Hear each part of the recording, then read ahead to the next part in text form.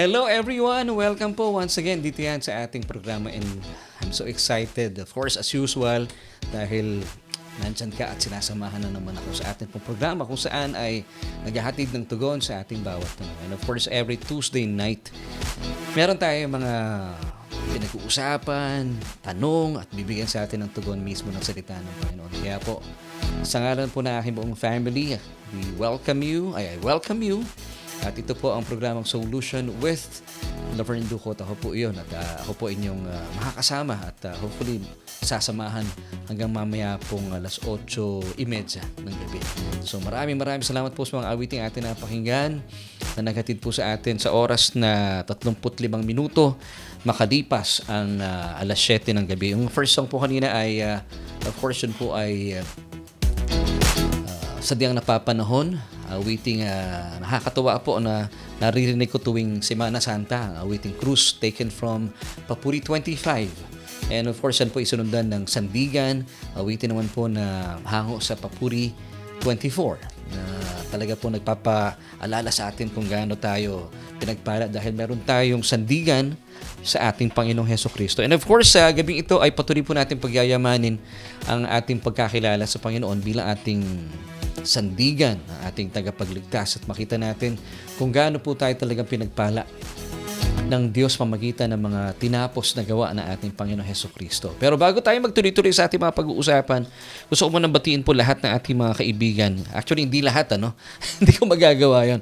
So, ilan lamang po sa mga kaibigan natin na gusto kong batiin at dalayan ko po na huwag kayong magtatampo sa akin kung hindi ko po kayo mababate. But, first of all, I would like to greet a happy and belated birthday kay Sister Emma San Diego. Ito po ay dati kong office mate mula sa FEBC Philippines. So, kapatid, siya raw ay nag-birthday nung March 26. Happy birthday. I pray na siya po ay kasama natin tonight.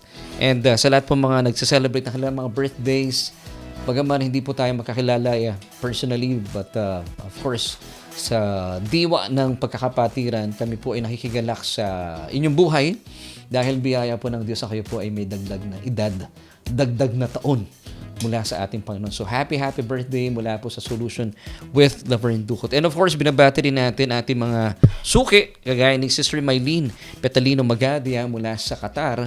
At kasama po natin sila every Tuesday night. Of course, si Sister Maria Dolores. Magandang gabi po sa inyo. Kasama rin natin si Pastor Willie. At kasama natin lagi ang si Pastor. And mula pa sa Nueva Vizcaya. Pastor, thank you for joining us tonight. Of course, Ate Edsel Cuevas, belated happy birthday sa iyo once again. Last Tuesday, nag-birthday sa Ate Edsel. Kasama rin natin tonight sila Brother Tony and Sister Mabel Granados. Sila po ay mula pa sa Cavite. Yan, good evening po sa inyo. And syempre pa, walang absent si Brother Fidel Gabiola, ang butihing ama ni Ate Chi. Si Ate Chi Gabiola, siya po yung umawit ng ating song, live version ng Babalikan Mo Ako. Kung napanood nyo na po yung ating music video, ito po ay available na at mapapanood po. Sa mga hindi pa po nakapanood, samantala sa mga nakapanood na at gusto pong i-share yung ating music video, ito po ay inyong mapupuntahan o mapapanood, tama ba yung term ko, sa Solution Worship YouTube channel. So please pakisuportahan po ito ng sa gayon ay sa mga taong nalulungkot at tila napapagod na po at may mga pangamba sa buhay na ito. Magsilbi pong kalakasan ang mensahe na awiting Babalikan Mo Ako. Atid po sa inyo ng ating church, Solution Grace Church, at salamat po sa media and sa praise and worship team ng ating church. And of course, binabati rin natin sila Brother Joel and Lon Castro na lagi pong nanonood mula sa Caloocan North. Kamarin, magandang gabi po sa inyo. Thank you po for joining us tonight. At si Brother John Soleta, I believe siya po ay kaibigan ni Sister Mylene. Maraming salamat po for joining me tonight. Kasama po ng mga kaibigan natin sa buong mundo. Of course, binabati natin lahat ng ating mga kababayan sa buong Pilipinas, Luzon, Visayas, and of course Mindanao. At sa lahat po ng panig ng daigdig isang mapagpalang umaga, tanghali at gabi dahil iba-iba po yung time zone natin pero hindi tayo napipigilan ng mga time zone na yan. And thank you for joining me sa gabing ito. Of course, kasama pa rin natin sila Sister Sally Rayo and Brother Joel Rayo. And hello kay Ate Malin Choleng Solidad. Good evening kapatid. Kumusta na po kayo? At syempre pa Sister Gigi Cristobal Mendoza, Sister Lori Amistad, magandang gabi po sa inyo. And by the way, this coming Thursday, kung kayo po ay malapit naman po sa Las Piñas, we are inviting you. Meron po kaming Holy Week Special. Ito po ay worship service. Live po ito, on-site. Pero delayed po yung ating broadcast. I-broadcast po natin ito the following day, which is Black Friday. They call it Black Friday, pero I call it Great Friday. Or some churches, they call it Good Friday. Pero para sa amin, we call it Great Friday kasi talaga pong makasaysayan at dakila po yung araw na iyon, yung Biyernes. Kaya I call it Great Friday. At kung kayo naman po ay walang gagawin and naghahanap kayo ng mga worship service, please join us this coming Thursday, that's April 2 at 4 in the afternoon. Sa atin pong church magaganap yan. Meron tayong worship service. Pag-usapan natin ang ating Panginoon at ang kanyang mga tinapos na gawa sa krus ng Kalbaryo. At ang church po ay matatagpuan sa Unit 114E, Tia Maria Sarao Building, CV Story, Pamplona 2, Las Piñas City. So kung kayo po ay taga Cavite, Sukat, at karating na lugar po ng Las Piñas, please, masaya po kami makasama kayo. And of course, binabati na natin si Kuya Makoy Alcantara. Good evening. And si Ate Jackie. Yan. Kumusta na po kayo? Good evening kay Ate Sarah Flores. Sister Sarah, I hope you could join us this coming Thursday. Sister Janet Arbuyes.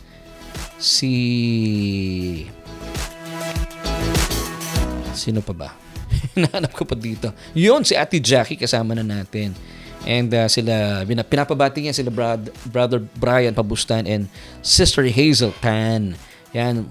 We're hoping na makasama namin kayo on Thursday. Of course, binabati natin ang isa sa mga bunso po namin sa media, si Renee Ashley Alcantara. Yan.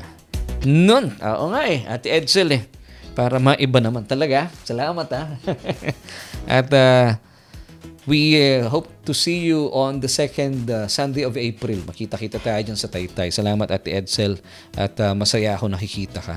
At tinatawag na po natin ating mga kaklase. Please, oras na po para sa solution at napapanahon po ating pag-uusapan tonight. Ito po ay tungkol sa usapin.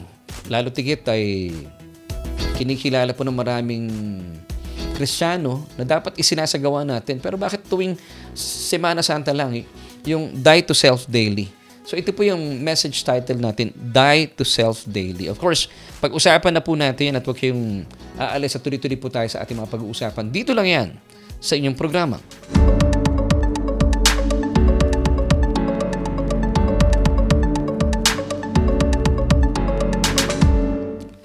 At nagpapatuloy po tayo dito sa ating programa and this is Solution with Laverne Duhot. At ako po ay excited to give you this message dahil alam niyo po, sabi ko nga kanina ay napapanahon. At ito po ay may kinalaman pa rin sa Semana Santa kasi po ilang araw na lang at alam po nagsisimula na tayo ng pagharap sa Semana Santa. Lalo tigit yung mga kababayan natin, bagaman na nakakalungkot na katotohanan, medyo nabawasan po yung bilang at populasyon ng mga uuwi sa kanilang mga probinsya dahil siguro hindi siguro totoo nga sa mahal ng pamasahe. Pero ang mahalaga po dito, habang kayo po ay nasa inyong mga tahanan, pwede naman kayo magnilay-nilay at ibig sabihin mag-meditate at kung kayo pa may panahon ngayon, ay para sa inyo po itong ating pag-uusapan. Dahil pag-usapan natin ang patungkol sa Die to Self Daily. Ito po ay isang pangkaraniwan pong pinag-uusapan natin, lalo tigit pag panahon ng Semana Santa. Pero nakakalungkot bakit bagaman Die to Self Daily, sabi daily, bakit tuwing Semana Santa lang tayo namamatay sa ating mga sarili? At alamin po natin sa pagpapatuloy, ano ba talaga itong sinasabi ng Biblia? Of course, ito po ay kinote ni Apostol Pablo at alamin natin yung tunay na konteksto nito para hindi po tayo nangangapa at hindi tayo nalilito sa ating pagkilos bilang mga mananampalataya. At may kinalaman po sa ating mga pag-uusapan ay gusto ko po muna kayong tanungin. At syempre po sa ating pagsisimula, every time na meron tayong Bible study, sinisimulan po natin ang ating ugnayan at ang ating pag-aaral sa isang question. So simulan na po natin ating pagtatanong. And this is our question for tonight. As Christians, do we have to die to self daily? So bilang mga mananampalataya, kung kayo po isang mananampalataya, this is my question for you. As Christians, do we have to die to self daily? Alamin natin kung ano po yung konteksto at gusto pong ipahiwatig at ipabatid sa atin mismo na ating Panginoon mula po sa mga tinuran ni Apostol Pablo. But first and foremost, we have to see muna the difference between religion and Christianity bilang pagsisimula. So what's the difference between religion and Christianity? Religion is generally defined as man's effort to reach and please God through His works. It places the burden of salvation on the back of every person, like you have to be righteous and holy, you have to be pleasing before God, and you have to die to self daily. Kasama lagi yan eh. And then, tingnan natin na naman po yung Christianity. Whereas Christianity is defined as a relationship with God based on His undeserved, unearned, and unmerited favor. So that's grace. Kasi pag sinabi nating biyaya or grace, undeserved, unearned, and unmerited favor. Kumbaga, sa Tagalog, pwede nating sabihin na wala talaga tayong kaambag-ambag. Ito po ay bunga ng pagmamahal sa atin ng Diyos, where God reaches down to humanity through Jesus Christ's finished work on the cross. Amen. Di po ba? Sabi nga ng John 3:16, "For God so loved you that He gave His only begotten Son, that whoever believes in Him should not perish but have everlasting life." Wala po tayong ambag doon. Lahat po, initiative ng Diyos yun. For God so loved. Siya po unang nagmahal sa atin. So loved you. Yung word doon, pwede mo palitan na you. For God so loved you. So sino pong kanino initiative ang magmahal sa Diyos? For God so loved you that He gave. Sino pong nagbigay? Ang Diyos. His only begotten Son. Nag-iisa na lang, binigay pa po sa atin. Now, ito po ang kanyang pakay, that whoever believes in Him, in Jesus, will not perish but have everlasting life. So lahat po ng benefits ay sa Kanya, kung sino man pong mananampalataya at maglalagak ng pagtitiwala sa bugtong na anak ng Diyos. So wala kang talo. So tuloy po natin, this is something to think about bilang pagpapatuloy. Religion is all about man's perfect performance and obedience to God to earn His place in heaven. Di po ba? While Christianity is all about Christ's perfect performance and obedience to the will of His Father, His sufferings, death, and resurrection. Kaya po sabi ko nga kanina, wala tayong iniambag talaga. Samantala, ang relihiyon, ang itinuturo sa atin ng relihiyon, you have to do this, you have to do that to gain favor with God. Pero hindi po ito ang pahain ng Diyos. Napakadali po ng Ebanghelyo at pinadali po ito ng Diyos. Inilaan po niya ang kanyang bugtong na anak. All you have to do, just put your faith upon His Son, who is Jesus Himself, and His finished work on the cross. That's simple. By faith, manampalataya lang po tayo sa Kanya. Nang sa gayon, at the end of the day, wala po talaga tayong pwedeng ipagmayabang sa Diyos. At pag tayo pinagkita-kita na sa langit, sabihin lang natin, kaya tayo narito. Biyaya talaga ng Panginoon. Amen. So that's Christianity. Sobrang salungat po sa relihiyon. Bagaman marami pong mga tao sa ngayon ay talaga pong sila po ibihag ng relihiyon. At marami rin po sa ating mga kapatiran sa mga Christian denomination, quote-unquote, na hindi po nila namamalayan. Sila rin po pala ay nasa ilalim ng panuntunan ng relihiyon. Pero dapat po tayo po ay nakasandal sa napakagandang panuntunan ng Kristyanismo. At yan po ay patungkol sa ating Panginoong Hesukristo at sa kanyang mga tinapos na gawa sa krus ng Kalbaryo. Sundan po natin isang makapangyarihang talata mula sa Romans chapter 5 verse 18. Therefore, as through one man's offense, judgment came to all men, resulting in condemnation, even so through one man's righteous act, the free gift came to all men, resulting in justification of life. Amen. Kaya pala, sabi ni Apostol Pablo in 1 Corinthians chapter 2 verse 2, "For I determine not to know anything among you except Jesus Christ and Him crucified." Praise God. Kaya po talaga bilang mga mananampalataya, ang atin pong pinagkakaabalahan. Kung meron na pong kaabalahan tayo, pero ito pong, kung gagawin nating kaabalahan po ito, at gaya po ni Apostol Pablo, na wala na po tayong talagang pagtutuunan ng pansin, kundi ang ating Panginoon at ang kanyang mga tinapos na gawa sa krus ng Kalbaryo. Alam niyo po ba, sabi ng Biblia, in Matthew 6:33, "If you seek first the kingdom of God and His righteousness, all these things shall be added unto you. Ano po yung all these things, yung inyong pangangailangan? Amen. Kaya pala ganoon ang sinabi ng Apostol Pablo. Now, what is true Christianity? Let me give you this revelation. True Christianity, if religion places the burden of salvation on the back of every person, Christianity puts the burden of salvation onto Jesus. Now, our only part is to believe. Di po ba napakabuti ng Panginoon? Yung relihiyon, nilalagay po lahat ng pasakit sa balikat ng bawat tao. Para bang nagpipinitensya ka every single day. At ang mindset po ng marami mga tao sa akin, including some Christians, sana some lang, wag pong marami. Na feeling nila, if I do this, if I do that, I will gain favor before God. Makakarating ako ng langit. Pero hindi po yun ang gusto ng Panginoon sa atin.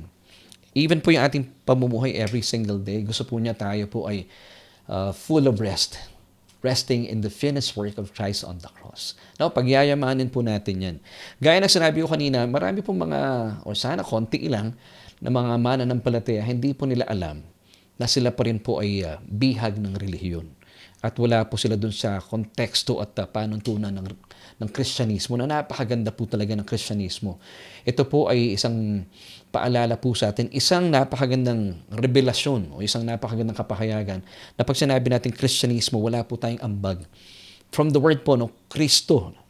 Ito po ay tungkol sa ating tagapagligtas at sa kanyang pagliligtas. Kaya po sabi ni Apostol Pablo once again in 1 Corinthians chapter 2, verse 2, "For I decided to know nothing among you, only Jesus and Him crucified." Kaya pala, amen. Kaya yun, ibig sabihin ng Christianism is all about the Kristo at yung kanyang pagliligtas. Kasi Kristo is tungkol po sa kanyang pagliligtas, the Anointed One. Amen. At bilang pagliligtas, ito po ang kanyang ginawa according to Acts 13:39. "And by Him, everyone who believes is justified from all things, from which you could not be justified by the law of Moses." Amen and amen. Akala na maraming tao, and even some Christians, like ko pong uulitin to, no? Akala nila ang gospel po is their obedience to fulfill the Ten Commandments. Hindi po yan ang gospel. The gospel is all about Jesus and His finished work on the cross. Ang siste, dapat po tayong mga mananampalataya, you have to know how to rightly divide the word of truth. Now, paano natin mahahati, Pastor? Ano bang sinasabi mong rightly dividing the word of truth? Dapat po makita natin yung cross. Di po ba? Atin pong bibigyan po ng paggunita ang Semana Santa. Yung krus po ng ating Panginoon Jesucristo, ito po yung dividing line of human history. Now, Satan wants to hide that divide. Tinatago niya itong division na ito. Now, ano pong significance ng division? Yung pong krus, before the cross, ang Israel po ay nasa ilalim po ng kautusan. At sa kanila pong pagsunod sa kautusan, wala pong pagkakataon na nakamit po nila yung lubusang katwiran. Kasi wala naman talaga makakaabot sa standards ng Diyos. Pero praise God, nung ibinigay po ng Diyos sa Israel ang kautusan, after 1,500 years, dumating po ang sugo ng ating Panginoong Diyos, ang kanyang bugtong na anak. For God so loved the world that He gave His only begotten Son. Bakit? Nang sa gayon, may isa katuparan po ang krus. So after the cross, na-fulfill po ang bagong kasunduan ng purong biyaya. So ito pong bagong kasunduan ng purong biyaya ay naitatag sa pamagitan po ng kanyang kamatayan. Now, sa pamagitan po nito, gaya na sinabi natin kanina, let's go back to Acts 13:39. Balikan natin yung talatang ito.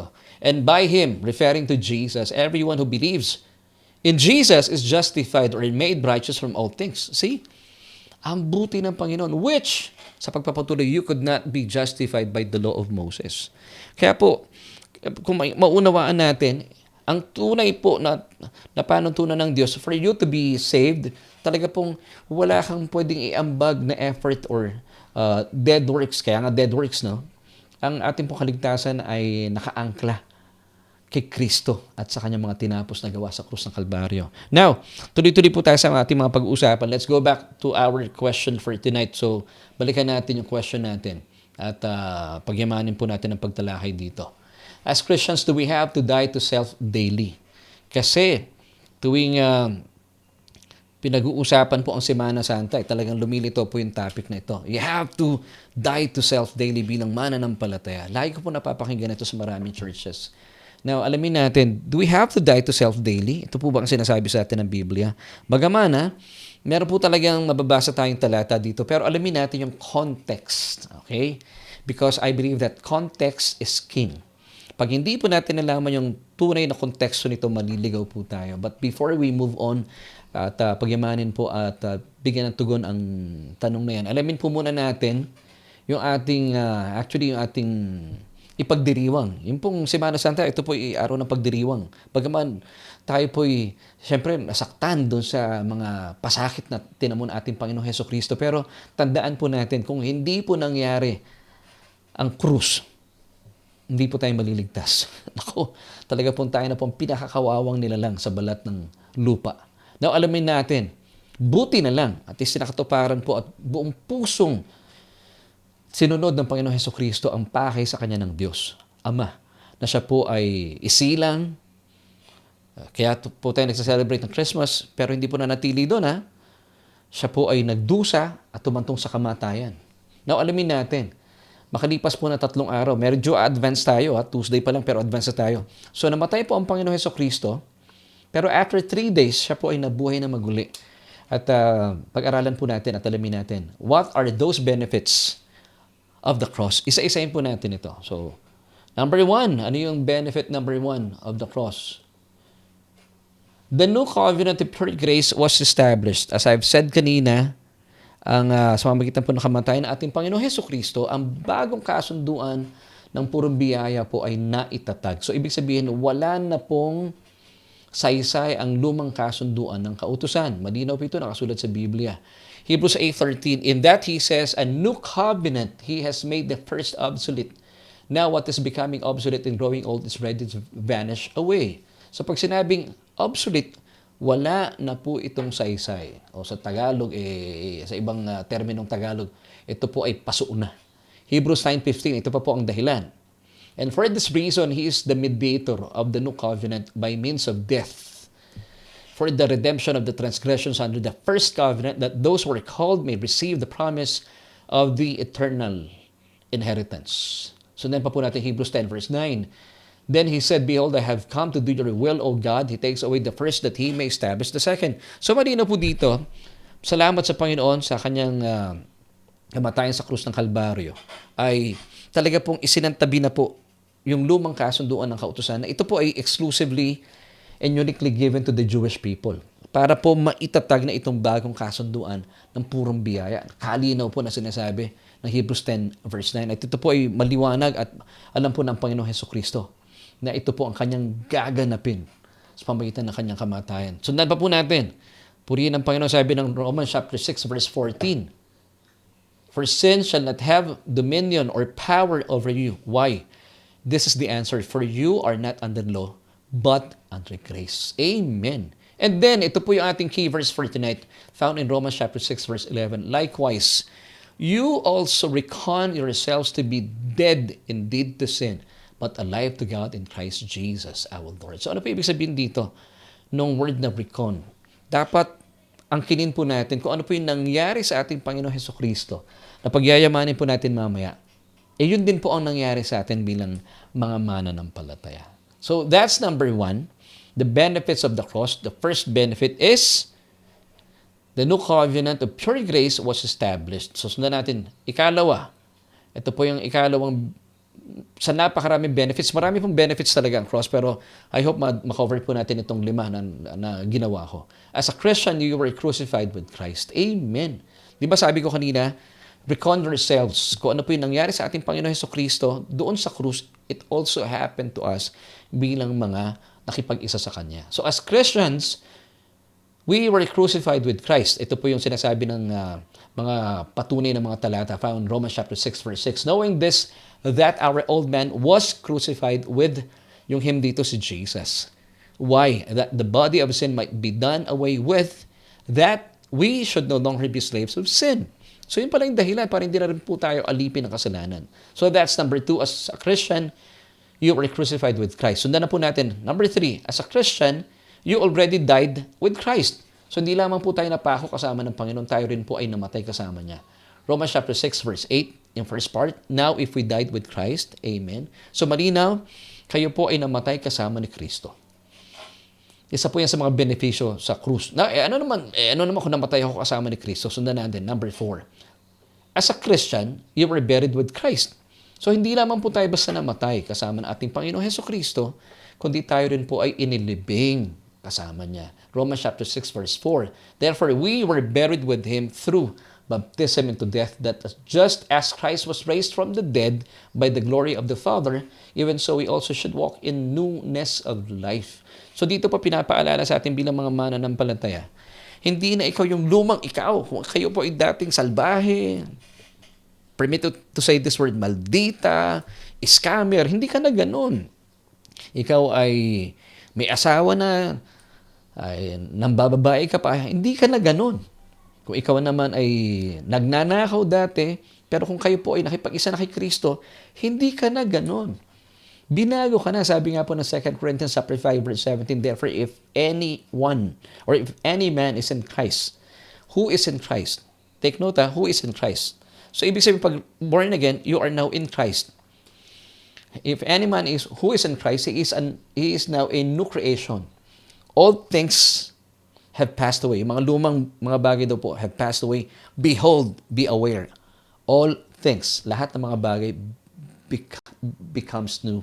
Amen. So ikaw to, yung mga dating ikaw, ipinako na yon, namatay na yon at tinilibing na kasama ni Kristo. Amen. Kaya po ang tawag sa atin, tayo po ay mga regenerated being. Born again Christians. Ano yung regeneration, Pastor?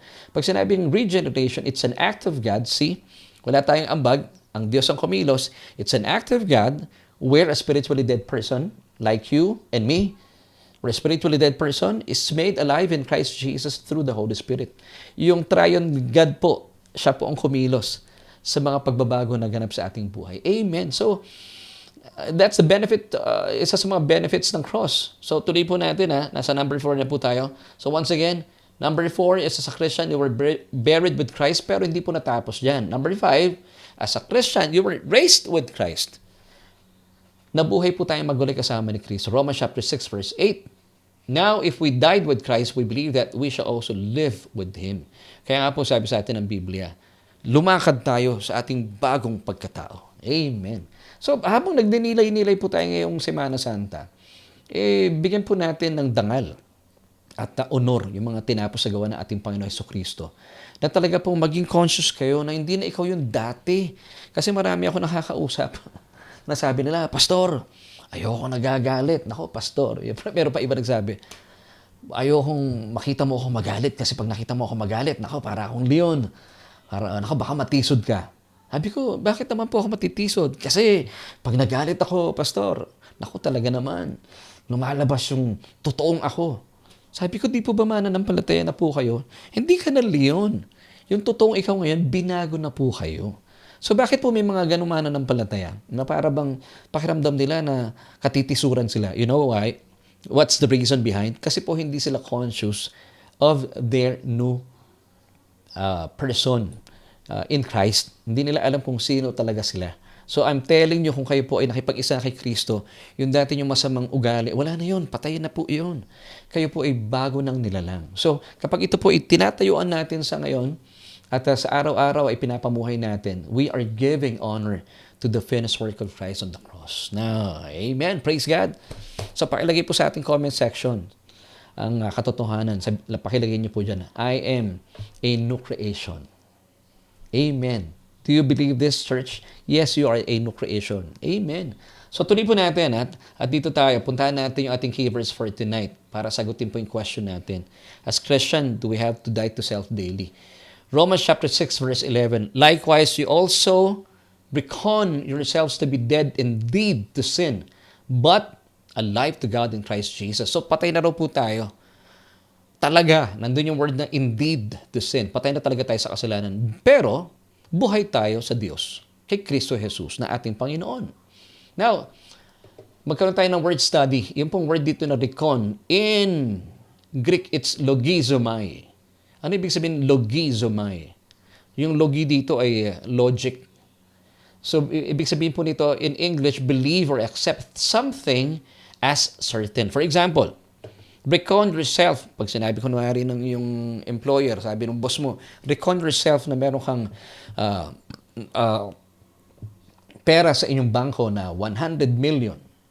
Pag sinabi mong recon, hindi po ano yon, hindi ibig sabihin na fiction yon, yun po ay fact. So ganoon din po tayo, sabi ng Biblia, likewise reckon yourselves to be dead indeed to sin. So ibig sabihin, nangyari na po ba? Meron na po bang kamatayan nangyari sa atin bilang mga mananampalataya? Yes. So bilang nakipag-isa kay Kristo Jesus, bilang na-regenerate, bilang mga na-born again na, naranasan na po ba natin? May kamatayan na nangyari sa atin? Nasabi ng Biblia, likewise reckon yourselves to be dead indeed to sin. So ibig sabihin, namatay na po tayo sa kasalanan.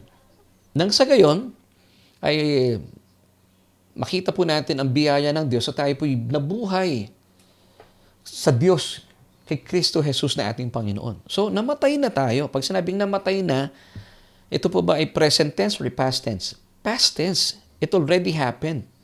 Kailan nangyari na ikaw ay namatay na sa kasalanan? Nung tinanggap mo si Kristo bilang iyong Panginoon at tagapagligtas. Amen! So, malinaw yan mga kapatid. Dapat po lagi nating pinanghahawakan nang sa gayon hindi po kayo nalilito.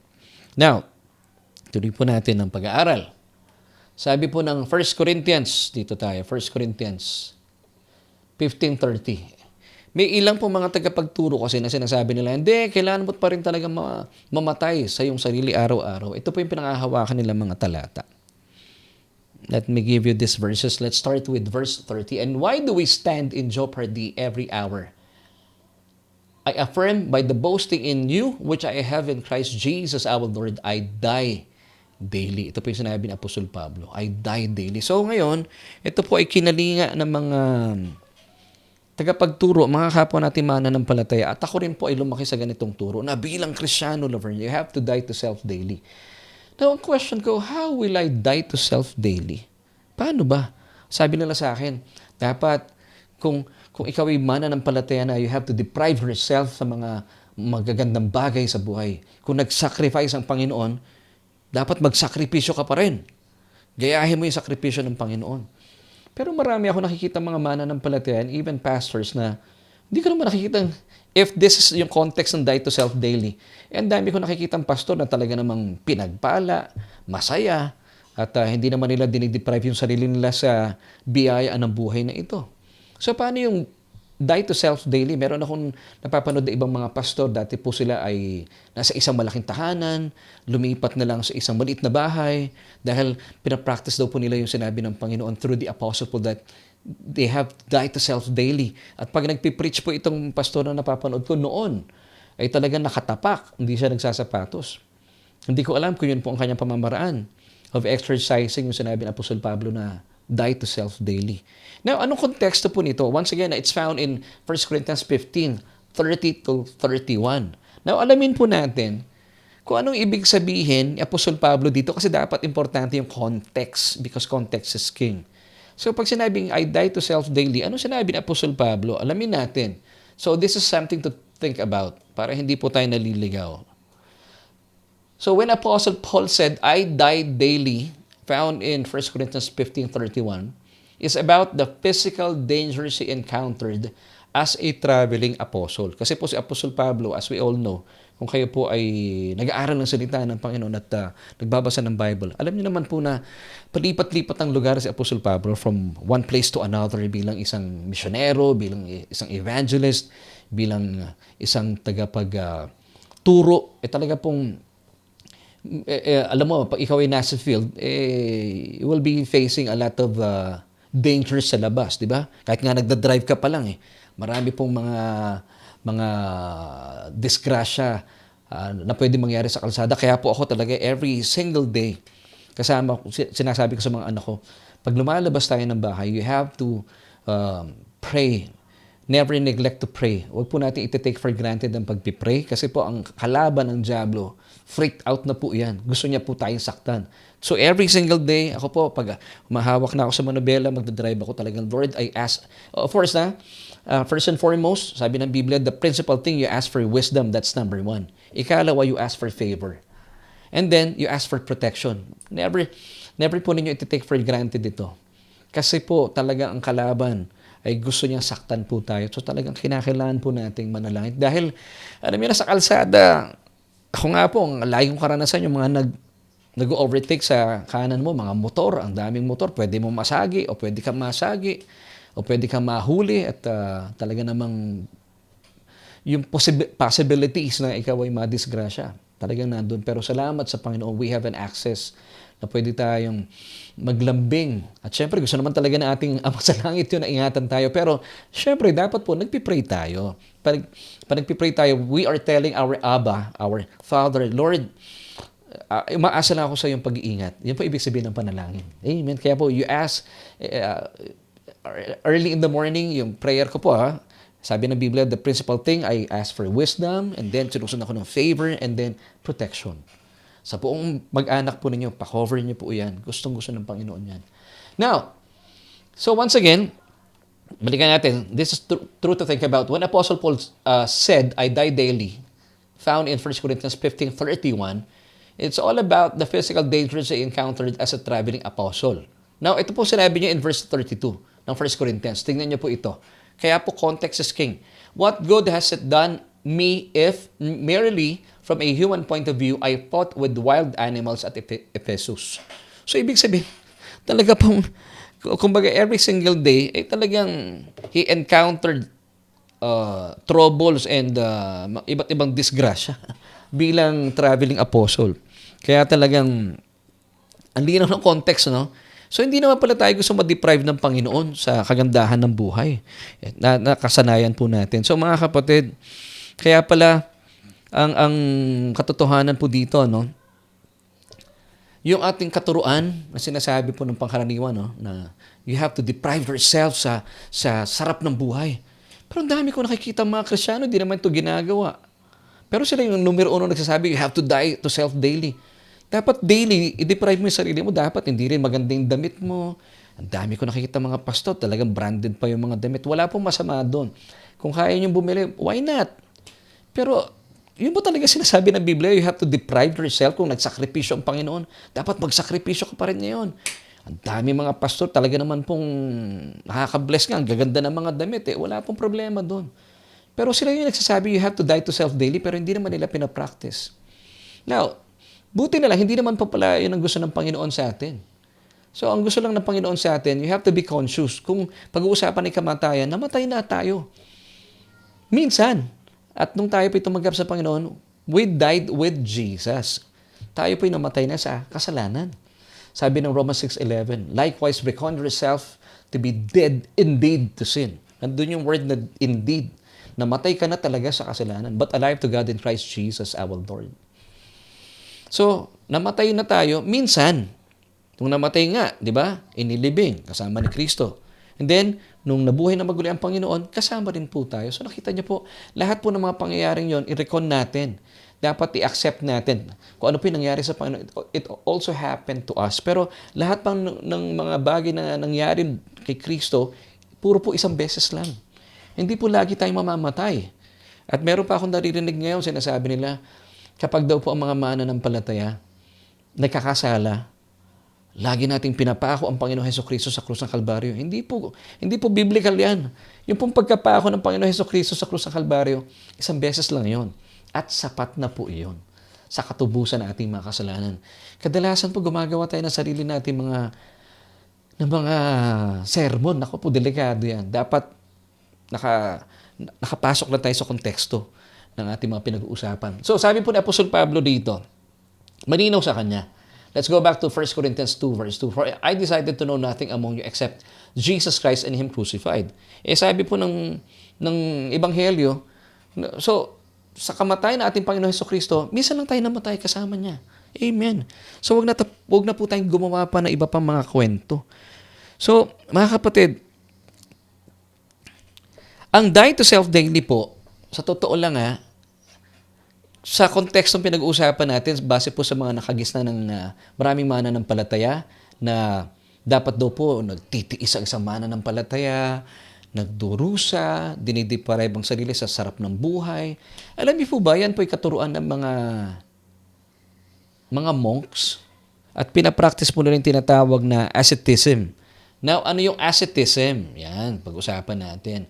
What is asceticism? Asceticism, according to Merriam-Webster Dictionary, is this: severe self-discipline and avoidance of all forms of indulgence, typically for religious reasons. Mga kapatid, sabi ng Panginoon Jesucristo, naparito ako para bigyan ka ng buhay na ganap at kasiyasiya. Wala siyang sinabi na i-deprive mo yung sarili mo sa sarap ng buhay. Kaya nga po, nagdusa ang Panginoon Jesucristo. This is true, Ang tawag po dito, divine exchange. Kaya po siya nagdusa sa krus ng Kalbaryo para maranasan po natin ang buhay na maalwa. Buhay na ganap at kasiyasiya. Naparito siya, yun ang dahilan. Hindi mo gagayahin ang ginawa ng Panginoon kasi po, pag ginaya natin ang ginawa ng ating Panginoon Jesucristo, para ka nagpipinitensya. Para bang sinasabi mo sa Panginoon, Lord, kulang yung ginawa mo, dadagdagan ko. Hindi po yan ang gospel. Naku po mga kapatid. Para din po tayo nagpipinitensya. So ngayon, yung pong die to self daily na deprivation ng ating buhay at kabuhayan, ito po ay once again asceticism. Let's go back to the meaning of asceticism. Meron pa akong meaning dito. A practice in which one gets rid of worldly pleasures and focuses on thinking particularly for religious or spiritual purposes. Now, what I'm saying is, hindi ko po sinabi bilang mananampalataya, magpunta na kayo sa mga bars, mag-party-party kayo. Hindi po. Hindi gawain ng mananampalataya yan. Iinom kayo hanggang sa gusto nyo. Hindi po gano'n ang mananampalataya. Ang mananampalataya, binago na nga. Kaya nga po, sinimulan natin ang pag-uusap kanina. Therefore, if anyone is in Christ, he is a new creation. Kung kayo po before ay lasenggo, hindi ka na maglalasing ngayon. Kung kayo po dati nabababae, hindi ka na nabababae ngayon. Kung baga, isang mananampalataya, kung kayo pinagpala ng Diyos, enjoy it. Bakit mo i-deprive ang sarili mo sa kagalakan at kaligayahan? Kung meron po kayong kakayahan na mamasyal sa ibang bansa, enjoy it. Biyaya po ng Diyos yan. Kung meron po kakayahan na mamili ng mga gamit na gusto ninyo, enjoy it. Kung meron naman po at hindi naman po nakakasira ng budget po ninyo. So huwag nyo i-deprive ang sarili nyo as long as yan po ay alam nyo galing yung pera nyo sa Panginoon at hindi po kayo ng isa, hindi kayo ng scam. Enjoy it. Gusto po ng Diyos yun. Amen. Ito po ang Panginoon natin. Sabi niya, surely blessing I will bless you and multiplying I will multiply you. Nang sa gayon, nakikita rin po sa ating pamumuhay, hindi naman yung sobrang luho, no? Hindi yung lahat na lang po ng damit natin ay branded. Hindi man ako ay medyo hindi ako pabor doon. Kasi mas maganda rin na kung kayo po may kakayahan naman, itulong natin sa mga nangangailangan. Hindi yung tipong may mga pastor sobrang manamit eh. Talagang kita mo, lalaki ng mga brands talaga. Huwag naman ganon. Tayo po yung mga manggagawa ng Panginoon. Kasi mas maganda po kung nananagana ang pera ninyo, pagyamanin natin ating mga simbahan, pagandahin natin. Itulong natin sa ating mga kaibigan at mga kasama sa church na nangangailangan. Yun. Tuloy po natin, what is asceticism? Asceticism, a lifestyle characterized by abstinence from sensual pleasures, often for the purpose of pursuing spiritual goals. So ito ay practice po, konteksto po ito, panuntunan po ito ng mga monk.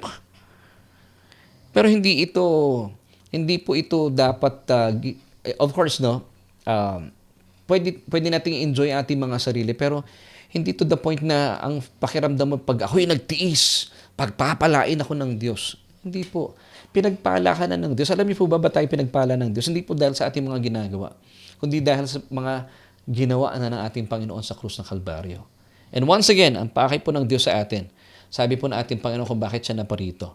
In John 10 verse 10, basahin ko sa Tagalog, maganda to. Naparito ako upang ang mga tupa, sino yung mga tupa tayo, mga mananampalataya, ay magkaroon ng buhay ng isang buhay na masagana at ganap. So wag niyo i-deprive ang inyong mga sarili.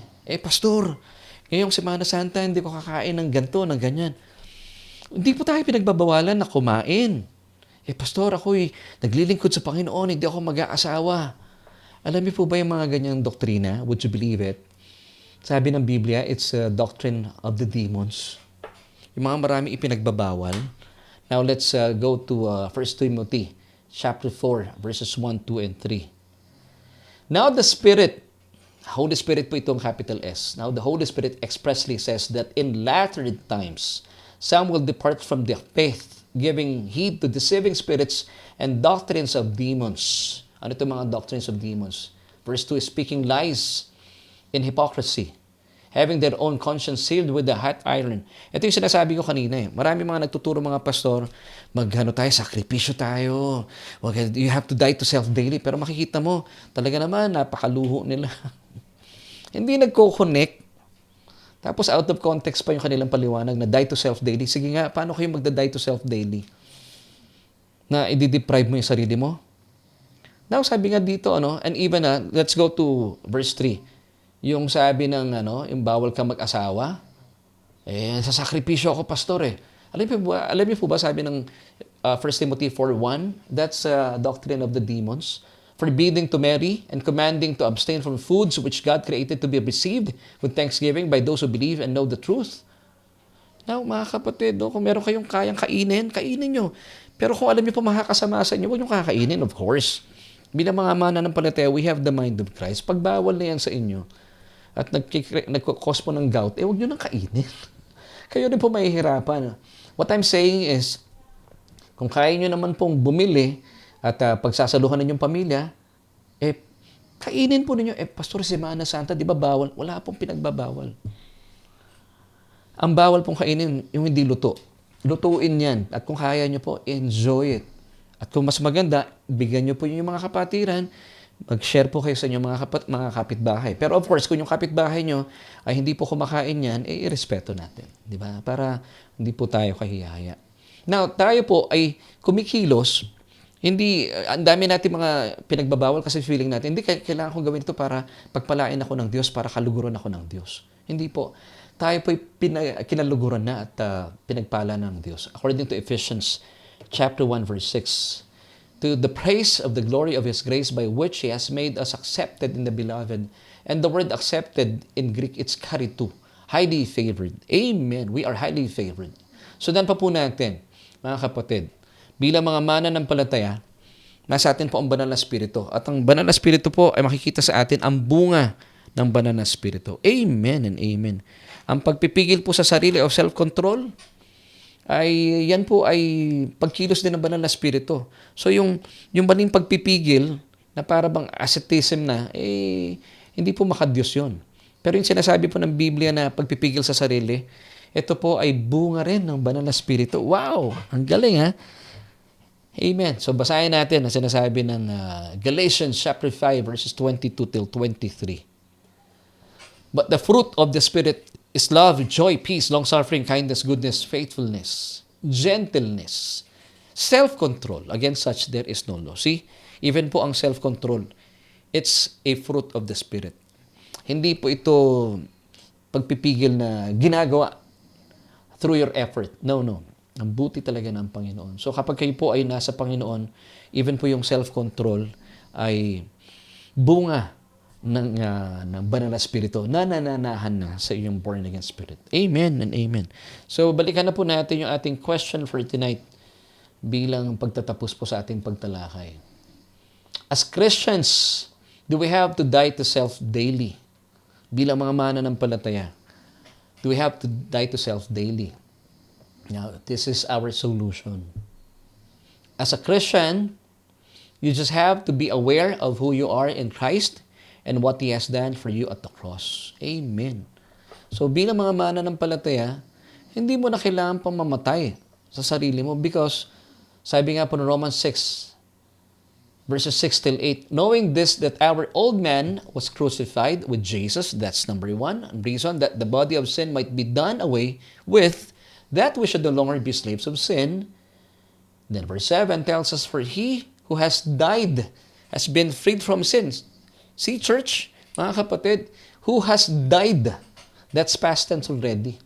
So, ibig sabihin tayo po pinalaya na sa kasalanan. So, hindi ka na kailangan mamatay pa araw-araw. Now, sabi in Romans 6 verse 8 this time, now if we died with Christ, so ibig sabihin, past tense din po ito. If we died with Christ, we believe that we shall also live with Him. Amen. So, ito po mga binasa natin from Romans 6 verses 6 till 8. Sabi ng verse 11, likewise, you also reckon Logizomai, yourselves to be dead indeed to sin, but alive to God in Christ Jesus. Amen. And Galatians chapter 2 verse 20, I have been crucified with Christ. It is no longer I who live, but Christ lives in me. And the life which I now live in the flesh, I live by faith in the Son of God who loved me and gave Himself for me. Amen and amen. So church, mga kapatid, salungat po sa ating mga nakagisnan yung die to self daily. You don't have to. Namatay na po kayo once and for all.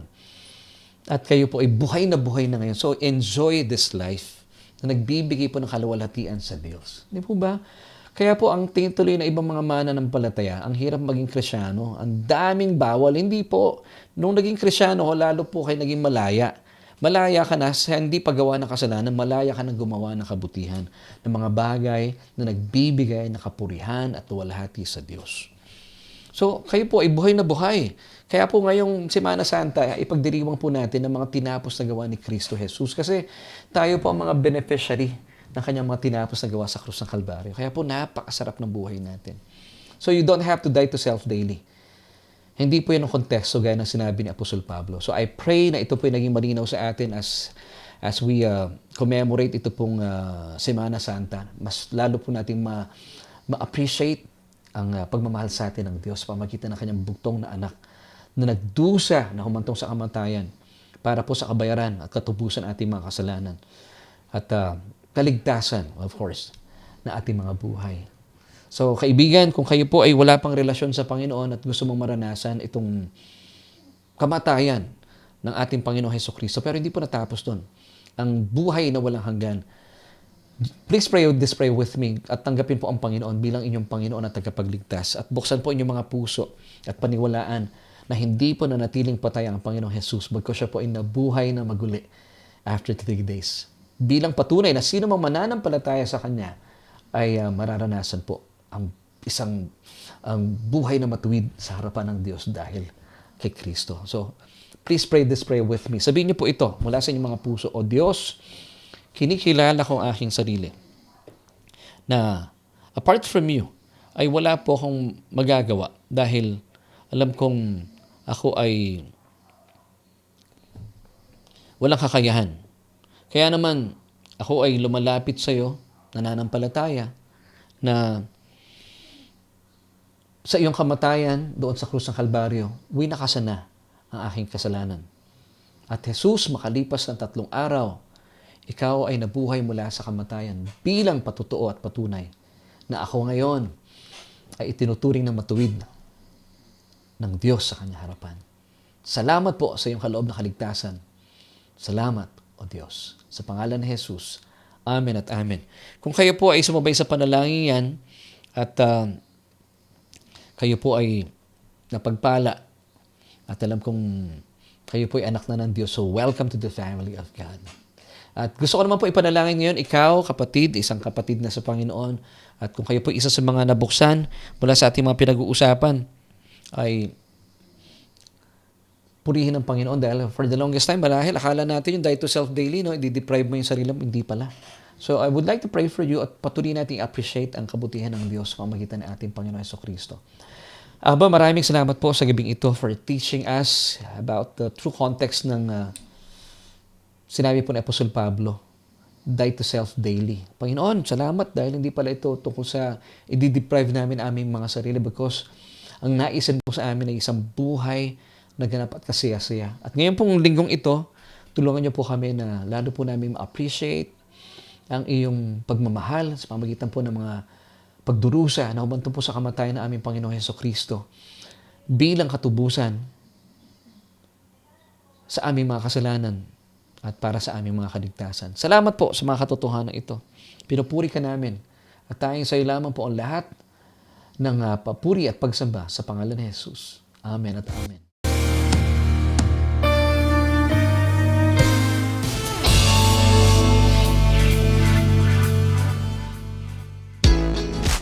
At tayo po ay nagbabalik pa rin. Dito pa rin yan sa Solution with Laverne Ducot. Oras natin, it's 29 or 28 minutes after 8. bilis ng oras talaga kapag nag-i-enjoy ka sa iyong mga ginagawa. And dalayan ko po na kayo po ay napagpala. And kung kayo po ay napagpala at naniniwala sa ating mga tinatalakay, please pakishare po yung ating broadcast sa inyong mga kakilala, kaibigan, at lalagit sa inyong mga kapamilya. But before we go, gusto ko munang batiin po ang ating mga kasama tonight. Thank you po for joining us, Sister Liza Lynn Argana. Salamat din kay Sister Marisa Remo Paganpan. Hello kay Brother Ruel. Kay Sister Marinel Portelo Flores, ang butihing may bahay ni Brother Arnel Flores, yung ating gitarista po sa church. Ang father ni Jethro. Yan. Si Nanay Carmencita Paganpan. Good evening po sa inyo. Of course, si Ate Andeng. Salamat for joining us tonight. Hello kay Brother Alan. Kay Brother John Soleta, thank you po for joining us at tinapos siya po yung ating pag-aaral. Sister Janet Arbuyes, maraming salamat. Of course, kay Sister Maylene Petalino Magadia, we're praying na kayo po ay maayos ng kalagayan sa Qatar. At hello kay Brother Roy. And of course, si Ate Edsel. Ako, salamat talagang tinapos ni Ate Edsel. Thank you din sa iyo, Ate Edsel, and see you soon. Si Sister Beth Dimla, magandang gabi po sa inyo. Si Sister Sally Rayo, naku, salamat. Saan pa mahaba ang pila? Mukhang nag-uusap na naman si Sister Sally at si Mrs. Yan. Si Sister Leonora Dacumo, salamat po for joining us tonight. Nandyan din Sister Gigi Cristobal Mendoza. Sabi niya, magpa-deliver na kayo ng 24 chicken. Wala bang nalutong ulam? Ay, Sister Gigi, salamat pala. Pag may sumobra uli, hindi naman na nagpaparinig ako, pero talagang thank you, Sister Gigi, Salamat. And si Kleng, kasama natin si Ate Kleng. Good evening sa iyo. Si Brother Fidel Gabiola, salamat po for joining us tonight. See you po on Thursday, sa mga churchmates natin. Of course, see you on Thursday. At si Ate Jackie, nako, mga pinag-uusapan na dito, pagkain, no? Nalaman nila, pwede palang kumain, Yun. At salamat din. Ilan pang pagbati. Ay, magdadala ba ng spaghetti si Kuya Fidel? Bakit hindi? Si Brother Junex Tinador. Yun, kumakain siya, Bro, see you on Thursday. Si Brother Howard Cruz, magandang gabi po sa inyo. And of course, sa marami natin kasama si Sister Ada. Si Ate Ada. Naku, hindi natin. Mamimiss natin si Ate Ada on Thursday. Anyway, see you soon. Sister Jonah de la Cruz Velasquez. Para nasa natin ang buhay na kasiya-siya. Amen. And sino pa ba? Yun. Nawawala yung kopya ko dito. Anyway, so mga kapatid, please po pakishare po yung ating broadcast kung kayo pinapagpala at naniniwala sa ating mga pinag-uusapan. Importante po ito na sa mapalaya na po yung maraming mananampalataya. Die to self daily, pero ginagawa lang tuwing Semana Santa. Hindi rin daily, doesn't make sense. Pero salamat na lang. Talagang pag contextual po yung pag-aaral, hindi kayo magkakamali. And sa ngalan po na aking buong pamilya, kami po ay nag-iimbita once again, buong pamilya po ng Solution Grace Church on Thursday, alas 4 ng hapon. Kung wala po kayong gagawin at gusto niyo po maka-attend ng Holy Week service, meron po tayong Monday, Thursday na service sa church. Ito po ay located sa Unit 114, Tia Maria Sarao Building, CB Star Avenue, Pamplona 2, Las Piñas City. So, samahan niyo po kami alas 4 ng hapon. Before 4, nandun na po kami. So, please join us. At sa mga naghahanap ng church, join us. Masaya pong atin pong ipagdiwang at gunitain ang ating Panginoon Hesukristo at ang kanyang mga tinapos na gawa sa krus ng Kalbaryo. At sa ngalan po ng aking buong pamilya, ay nagpapasalamat kami for joining me tonight. At nais ko pong iwan sa inyo ang 3 John chapter 1 verse 2. Beloved, ikaw yan. I wish above all things that you may prosper and be in health, even as your soul prospers. Bye!